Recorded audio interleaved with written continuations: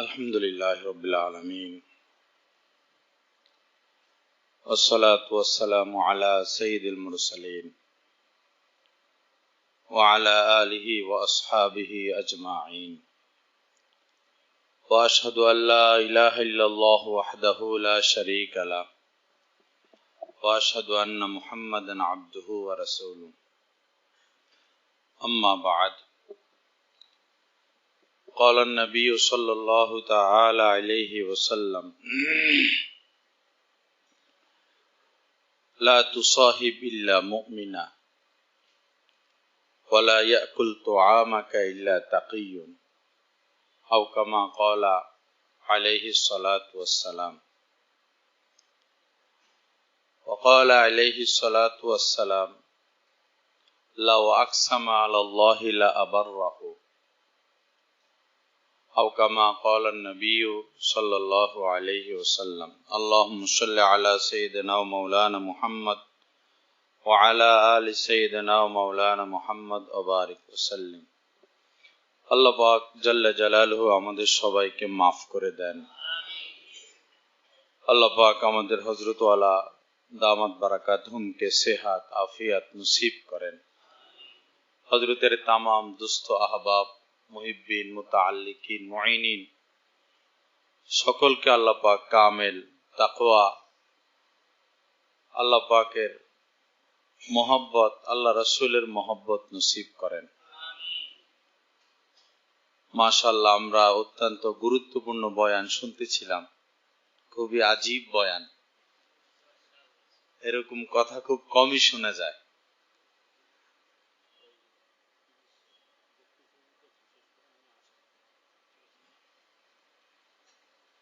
দিলে লাগার মতো কথা। আল্লাহ পাক উনাকে কবুল করেন এবং উনার নসিহতগুলো আমাদেরকে আরো বেশি শোনার তৌফিক দান করেন। লা ইলাহা ইল্লাল্লাহ। আমরা হযরতের সোহবতে ছুটে আসি। আসলে হযরত ওয়ালা এক নিয়ামত আল্লাহ পাকের পক্ষ থেকে আমাদের জন্য। এত সহজে দিন পেশ করেন। হযরত ওয়ালার শত শত বয়ান শুনবেন, কোন বয়ানে এমন শুনবেন না যে তিনি নিরাশ করেন কাউকে। যে ব্যক্তিটা খুনি,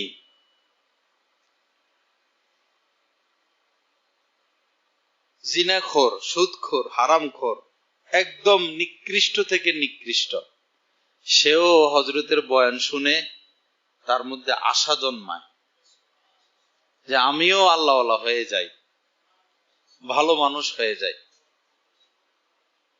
এমনকি হিন্দুরাও অনেকে, এই এক সচিব হযরতের ভক্ত, তো হযরতের মুখে আমি এটা শুনেছি। হযরতের রুমে ওই সচিব সাহেবের কাছে হযরতের অ্যাপটা ছিল, তো সে হযরতের বয়ান শুনে, হিন্দু ভদ্রলোক। পরে উনি একদিন বলল হযরতকে যে আমরা এত গুনাহ করি, এরপরও আল্লাহ আমাদেরকে মাফ করে দিবেন।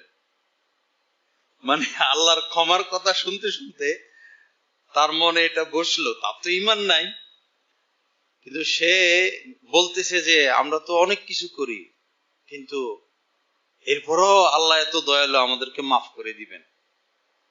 একজন হিন্দুর ভিতরেও আশা জন্মাইলো যে আল্লাহ পাক মাফ করে দিতে পারেন। আমরা তো বয়ান বক্তৃতা এটা বলি সেটা বলি, ধর মার শেষ কর, অনেক সময় অনেক ভাষা বলে ফেলি। হযরত আল্লাহ কারাসি রহমতুল্লাহ আলাই হযরত আল্লাহকে বলেছিলেন যে কথার দ্বারা কাউকে কষ্ট দিবা না, কথার দ্বারা কাউকে কষ্ট দিবা না। বাশশিরু, সুসংবাদ দাও। এই হাদিসের উপরে আমার তো বিশ্বাস হযরত আল্লাহর শতভাগ আমল, সুসংবাদ দিতে থাকেন, কাউকে নিরাশ করেন না। আল্লাহ পাক পবিত্র কোরআনের মধ্যে জাহান্নামের আলোচনা করতে থাকেন,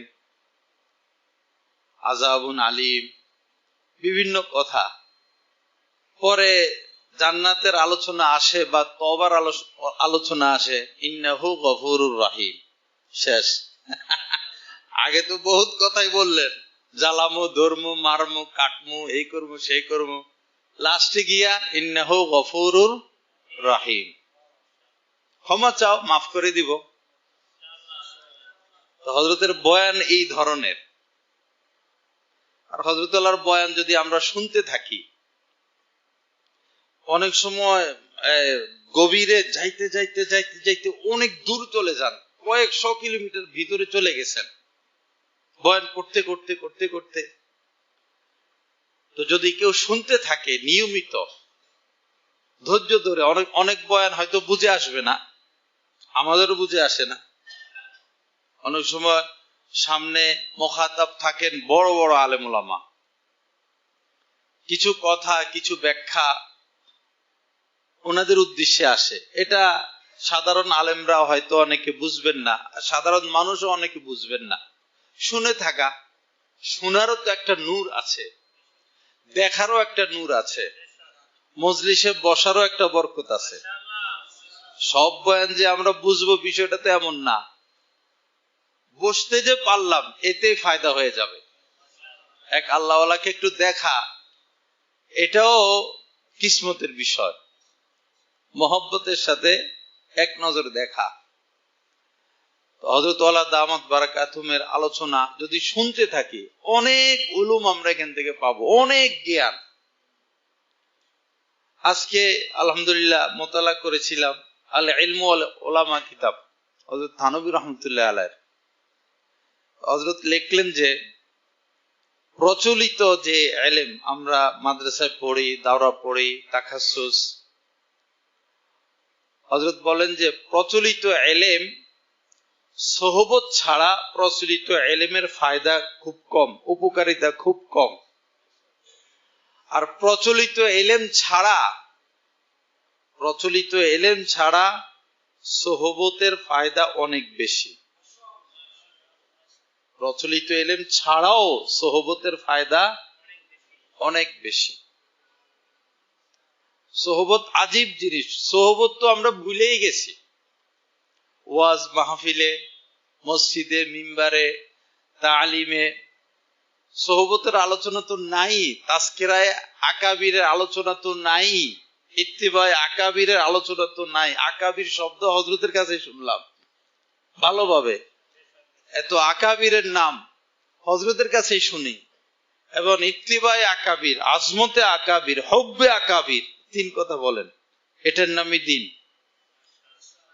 হযরতের মুখ থেকে শোনা ইত্তিবায়ে আকাবির, আজমতে হুব্বে আকাবির, আজমতে আকাবির, এটার নাম দিন। আমরা কি বুঝি আর কি বুঝবো, আমাদের আর কি ইস্তেদাদ, আমাদের জ্ঞান বুদ্ধি গভীরতা আর কোথায়? গভীরতা তো ছিলেন তাদের, তারা যে ব্যাখ্যা বিশ্লেষণ দিয়ে গিয়েছেন, যে ব্যাপারে যে সিদ্ধান্ত দিয়ে গেছেন সেটাই সিদ্ধান্ত, সে মোতাবেক যারা চলবেন তারা কামিয়াব। আর যারা, অনেকে বলে আমরা আকাবির মানি না, নাউজুবিল্লাহ, আমাদের কওমি মাদ্রাসার অনেকে এই ধরনের ভয়ঙ্কর শব্দ ব্যবহার করে, আকাবির, তারা আকাবির মানে না, নানান কথা বলে। আল্লাহ হেফাজত করে। লা ইলাহা ইল্লাল্লাহ। তো হযরত ওয়ালার বয়ান শুনতে থাকা, শুনতে শুনতে বুঝবেন। আমি বায়াত হওয়ার পর 3 বছর বয়ান বুঝি নেই, আমার নিজের কথা বলি। তাইসিরের বছর বায়াত হয়েছিলাম, পরে 3 বছর বয়ান বুঝি না ভালো করে। পরে একটা ছোট টেপ রেকর্ডার, এটা বিদেশ থেকে আনাইছি শুধু হযরতের বয়ান রেকর্ড করার জন্য। ওই সময় হযরতুল্লাহ বয়ান করতেন, পরে হযরতের পক্ষ থেকেও রেকর্ড হতো, আমিও রেকর্ড করতাম, পরে নিয়ে আবার শুনতাম কি বলে, বারবার শুনি। পরে তো বারবার শোনার পরে আল্লাহু আকবার, আস্তে আস্তে বুঝে আসা শুরু হয়েছে। মনোযোগ দিয়ে শুনবেন। আমাদের ভৈরবের এক আহবাব বললেন যে রাত্রে শুই, হযরতের বয়ান শুরু করি, ফজর পর্যন্ত বয়ান চলতে থাকে। কোথায় কোথায় হযরতুল্লাহ নিয়ে যাইতেছেন, এই জগতে এই জগতে, আরশে আজিমে, 100 বছর আগে, 5000 বছর আগে, কোথায় কোথায় নিয়ে যাইতেছেন। আর যারা বয়ান শুনে তারা তো সাথে সাথে যাইতে থাকে। শুনতে থাকা, এবং কেউ যদি বেলায়েতের গভীরে পুষতে চায়, মহব্বতের সাথে হযরতের কবিতাগুলোই যথেষ্ট। এটা এই জামানার মাসনবী। আমরা তো মাসনবী পুরা ওরকম ভাবে বুঝবো না। মাসনবীর গভীরতা, সর্বশেষ সবচেয়ে বেশি যিনি মাসনবী শরীফ বুঝেছেন তিনি হচ্ছেন আমাদের দাদা সাহেব। দরসে মাসনবী, ওটা মোতালা করলে অনেক ফায়দা হবে ইনশাআল্লাহ। দরসে মাসনবী, হযরতুল্লাহর আমাদের শায়েখের এই যে আশআর বাংলা ভাষা, এটাই আমাদের জন্য মাসনবী। তবে মনোযোগ দিয়ে শুনতে হবে, বারবার শুনতে হবে। এমন এমন কথা, এমন এমন আজীব আজীব কথা যেটা পূর্বের অনেক আকাবিররা বলেন নাই, ব্যক্ত করেন না। অনেকে ভালোবাসেন আল্লাহকে, কিন্তু ভালোবাসা ব্যক্ত করতে পারেন না। আমার পরিবার একদিন বলতেছিলেন যে হযরত ওয়ালা আল্লাহকে ভালোবাসেন, আবার ভালোবাসা প্রকাশও করতে পারেন। যারা কবিতা, সবাই কি আর কবিতা লিখতে পারবে? এটা লক্ষ কোটি মানুষের মধ্যে একজন। আলেম ওলামা বাংলাদেশে তো আলহামদুলিল্লাহ অনেক। তো আল্লাহর মহব্বতের আশার তো সবার দ্বারা হয় না, কয়েকজনের দ্বারা হয়। এটা আল্লাহর দান। তো তারা ওরকম ভাবে প্রকাশ করতে পারে না আল্লাহর মহব্বত, হয়তো কান্নাকাটি করে এই সেই। কিন্তু আল্লাহ পাক হযরত ওয়ালাকে এমন উলুম দান করছেন উনার শায়েখের বরকতে, এই কয়েক মিনিটে একটা কবিতা হয়ে যায়। কয়েক মিনিটে। কবিরা যারা, ওরা তো একটা লাইন লেখে, পরে আরেকটা লাইন শুরু করে, ওই লাইনের শেষ শব্দটা তো আগেরটার শেষ শব্দের সাথে মিলাইতে হবে। 1 সপ্তাহ, 15 দিন, 1 মাস, 6 মাসও যায়, মিলাইতে পারে না। আর হযরত ওয়ালা কলম শুরু করলে একটু পরে বলে আলহামদুলিল্লাহ রাব্বিল আলামিন, আল্লাহ পাকের পক্ষ থেকে। পুরাই মোহাব্বত। যাই হোক, ইবাদতের স্বাদ আসবে, মজা আসবে যখন এই কিছু প্রেম ভালোবাসা আসবে। আল্লাহ আল্লাহ রাসূলের প্রতি যখন প্রেম ভালোবাসা আসবে, তখন ইবাদতের স্বাদ মজা শুরু হবে। আল্লাহর ঘর দেখতে থাকবো আর চোখ নামাইতে মন চাইবে না। সেজদা দিব, সেজদা থেকে মাথা উঠাইতে মন চাইবে না। তেলাওয়াত শুনতে থাকবো, শুনতে শুধু মজাই লাগবে। যখন আল্লাহ আল্লাহ রাসূলের প্রতি মহব্বত আসবে, আর মহব্বত আসবে যত বেশি গুনাহ থেকে বেঁচে থাকবো। গুনাহ থেকে বাঁচার যে কষ্ট, এই কষ্ট যে যত বেশি সহে নিবে, সে আল্লাহ পাকের তত বেশি মহব্বত পাবে। বিশেষ করে নজর হেফাজত, দিল হেফাজত। নজর হেফাজত কঠিন, দিল হেফাজত কঠিন। শুধু কঠিন না, অনেক কঠিন, অনেক কষ্ট। কেউ দেখে না, জানে না। মানুষ মাটি কাটে, ইট ভাঙে, কাজের কাজ করে, দেখা যায় অনেক কষ্ট। নজর হেফাজতের কাছে এটা কোনো কষ্টই না। রিক্সা চালায়, ঘাম ঝরতেছে, দেখা যায় অনেক কষ্ট। এই দিল হেফাজতের কাছে এটা কোনো কষ্টই না।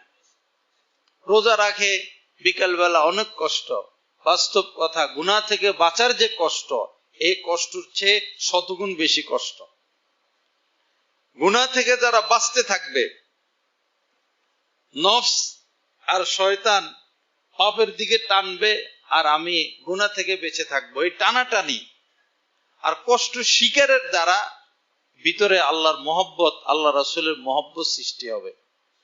আল্লাহ আমাদেরকে তৌফিক দান করেন, কোনোভাবে যেন নজর এই দিক সেদিক না যায়। যারা প্রথম প্রথম নজর হেফাজত করে, চেহারা দেখে না, পরে পাশ দিয়া যাওয়ার সময় একটু কিছু একটা দেখে আর কি। নতুন নতুন যারা নজর হেফাজত করে, বিষয়টা এমন যে আপনি বাইর হবেন, যেখানে সমস্যা, তীর না শয়তানের তীর, তো ওই জায়গায় সে চলে যায়, ও ওইখানে চলে যাবে, খবরও নাই, হয়তো ছাদের উপরে কেউ আছে, আপনিও জানেন না, রাস্তা দিয়ে হাঁটেন, কি কারণে যে নজরটা ঠিক সে জায়গায়। শয়তানের তীর তো নজর যাইতে পারে, সাথে সাথে নিয়ে আসা, এই মুজাহাদার মধ্যে পড়ে থাকা। ইনশাআল্লাহ আল্লাহ পর্যন্ত আমরা পৌঁছে যাব। নজর হেফাজত, দিল হেফাজত, কাহারও ক্ষতি কামনা না করা, কাহারও প্রতি বিদ্বেষ না রাখা, হিংসা না রাখা, আদ-দীনু আন-নাসিয়া, সকলের হিত কামনা করা। যেদিন এই পর্যায়ে পুষবো, কেমন যেন দিলটা পরিষ্কার হলো। লা তাবাগাজু ওয়ালা তাহাসাদু ওয়ালা তাদাবারু ওয়ালা তাকাতাউ, লা তাদাবারু, কারো পিছনে লেগে থেকো না। ওয়ালা তাহাসাদু, পরস্পর হিংসা বিদ্বেষ করো না। আমাদের ওলামাদের মধ্যে দুই রোগ বেশি সমস্যা আমাদের, যে তারা কি হয় না, এক হলো হিংসা, আর একটা হলো গীবত। যে কষ্ট মক্তবের ওস্তাদদের, দিন রাত 24 ঘন্টা মেহনত, যে কষ্ট হেফজ বিভাগের ওস্তাদদের, সেই হিসাবে রিজিক তো আসে না। কষ্টে কষ্টে জীবন, কষ্টে কষ্টে জীবন, এত কষ্ট কেন? নেগেটিভ আছে, পজিটিভ নাই, পজিটিভ আছে, নেগেটিভ নাই। কষ্ট তো হচ্ছে, তাকওয়া নাই, হয়তো দিল হেফাজত নাই, হয়তো নজর হেফাজত নাই। গুনাহ থেকেও বেঁচে থাকতে হবে, তখন আল্লাহর সাহায্য আসবে। আল্লাহ পাক তো সাহায্য করার জন্য অপেক্ষমান, দেওয়ার জন্য অপেক্ষমান। আল্লাহর খাজানায় তো কোনো অভাব নাই, তো আমাদেরকে দিবেন না তো কাকে দিবেন? এখন আমরা 10 হাত তো অগ্রসর হই আল্লাহকে পাওয়ার জন্য, আবার 20 হাত পিছনে চলে যাই, তো কেমনে, কিভাবে রহমত আসবে? তো বস হযরত আল্লাহর যে কথা, সহজে তিনি দিন পেশ করেন, যে ফরজ ওয়াজিব ঠিক রাখা, এ কথা অনেক বলেন হযরত আল্লাহ। ফরজ ওয়াজিব ঠিক রাখা, আর গুনাহ থেকে বেঁচে থাকা। আর মাঝে মধ্যে কোনো আল্লাহওয়ালার সোহবতে যাওয়া। সবসময় হযরতকে পাওয়া যায় না, আমাদের যে যে এলাকায় থাকি, অবশ্যই হযরতের কোনো খলিফা আছেন, প্রত্যেক থানায়, প্রত্যেক জেলায় ওনারা মজলিস করেন। তাদের সান্নিধ্যে গিয়ে বসলাম, পরামর্শ করলাম, হযরত আল্লাহর কিতাবগুলো পড়লাম, বা হযরতের বয়ান শুনলাম। বয়ানের সাথে থাকা, কবিতার সাথে থাকা, আর কখন কি দিক নির্দেশনা। হযরত আল্লাহ সমসাময়িক ফিতনা নিয়েও কথা বলেন, কিন্তু কারো নাম নিবেন না, নাম নেওয়া বাকিও থাকে না, নাম নেন না, নাম নেওয়া বাকি থাকে না।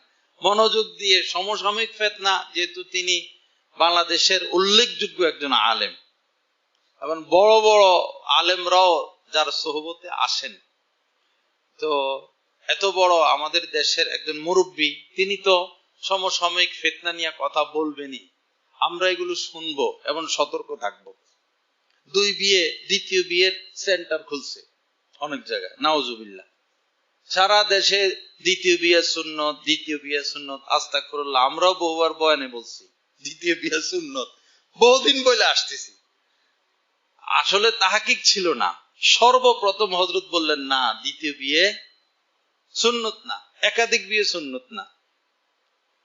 আজকে আসার সময় এক লোক ফোন দিলেন যে আমার বোন ভগ্নিপতি বিভিন্ন আলেমদের বয়ান শুনেন, বলে যে একাধিক বিয়ে সুন্নত, তো উনি গোপনে বিয়ে করে ফেলছেন বয়ান শুনা। পরে এখন সচ্ছল না, এখন সুন্নত আদায় করছেন, ভালো কাজই তো করছেন। এখন পরিবার চলে না, আমার বোনের সাথে জুলুম, অবিচার, নানান মানে সমস্যা চলতেছে, আগুন জ্বলতেছে। দেখেন কি বিপদে পড়ে গেল। হযরত আলাই এই নারা উঠাইলেন, দ্বিতীয় একাধিক বিয়ে সুন্নত না। পরে আমরাও বলা শুরু করছি, আলহামদুলিল্লাহ। এখন যারা হইচই করতো, এরা এখন চুপ হইছে, এখন এরা আর সুন্নত বলে না, এখন বলে এক বিয়ে যেমন ইসলাম, 2 বিয়েও ইসলাম, 3 বিয়েও ইসলাম, 4 বিয়েও ইসলাম, আপনি ইসলাম মানবেন না? আসলে ওরা ওদের রাস্তা খোলে আর কি। ওরা ওদের রাস্তা খোলার জন্য নিজেরা এই বয়ান দেয়। আল্লাহ হেফাজত করেন। সমসাময়িক বিষয়গুলো হযরত আল্লাহ বলতে থাকেন, এগুলো আমরা শুনতে থাকবো। আল্লাহ আমাদেরকে তৌফিক দান করেন এবং বেশি বেশি দোয়ার এহতিমাম করা, শায়েখের জন্য দোয়া করা, শায়েখের দোস্ত আহবাবদের জন্য দোয়া করা, আসা যাওয়া রাখা, মাসিক ইজতিমায় যে কোনো ভাবে চলে আসা। তো এই সর্বশেষ যে কথাটা হযরত থানভী রহমাতুল্লাহ আলাইহি বলেছেন, আল্লাহকে পাওয়ার জন্য, আল্লাহর মহব্বত পাওয়ার জন্য কোনো আল্লাহওয়ালার সোহবত, সমস্ত গুনাহ থেকে বেঁচে থাকা, আর অল্প হইলেও একটু জিকির করা, 3টা আমল। যে ব্যক্তি এই 3টা আমল করবে, সেই বড় পীর আব্দুল কাদের জিলানী, সেই হযরত জালালউদ্দিন রুমি, হযরতে খাজা মঈনুদ্দিন চিশতি, হযরতে হারুনি, উনাদের কুরসি খালি। আমরা যদি এই 3টা আমলও করি, আল্লাহ পাক হয়তো আমাকে আপনাকে সেখানে বসাইয়া দিতে পারেন, বসাইয়া দিবেন। সবাই চেষ্টা করে নিরাশ না হয়, সামনের দিকে অগ্রসর হই, গুনাহ ছেড়ে দেই। যে তারাক্কি তো হয় না, তো তারাক্কির বাধা তো আমি। হয়তো গোপনে প্রকাশে কোনো পাপের সাথে সম্পর্ক আছে, পাপ ছেড়ে দিলে তারাক্কির আর কোনো বাধা নাই। দালালি করতে হয় না তারাক্কির জন্য, দালালি করতে হবে না, পাপ ছেড়ে দিলে হবে। আল্লাহ আমাদের সবাইকে তৌফিক দান করে।